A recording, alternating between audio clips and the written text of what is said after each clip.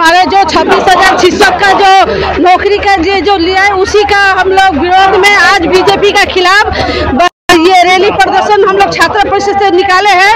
जो हम लोग का आशा है कि सुप्रीम कोर्ट हमारे जो 26,000 नौकरी उनका न्याय हो और इसीलिए हम लोग टीएमसीपी का तरफ से हम लोग ये विरोध रैली निकाले हैं बीजेपी सरकार के खिलाफ।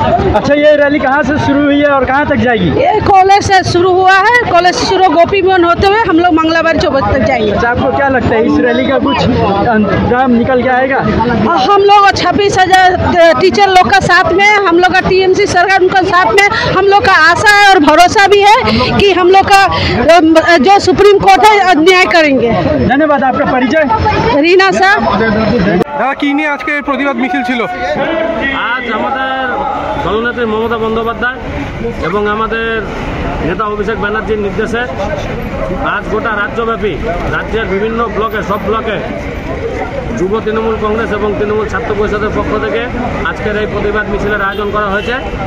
তো আমাদের কালচিনি ব্লকেও আমরা আমাদের জয়গাঁওতে প্রতিবাদ মিছিল আমরা আয়োজন করেছি।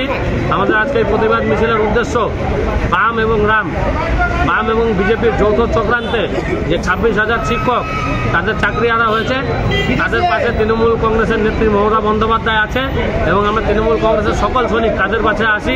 এই বার্তা দেওয়ার জন্য আজকে আমাদের এই র্যালি এবং আমাদের দলনেত্রী মমতা বন্দ্যোপাধ্যায় ইতিমধ্যে সুপ্রিম কোর্টে আবার পিটিশন ফাইল করার জন্য রেডি হয়েছে যে 26,000 শিক্ষকের চাকরি যাতে ফিরিয়ে দেওয়া হয়, যাতে আমাদের সুপ্রিম কোর্ট মানবিকতার সঙ্গে যাতে সেটি বিচার করে।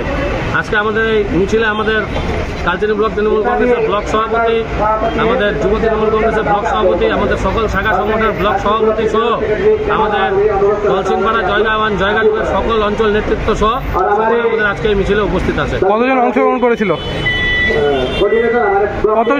অংশগ্রহণ?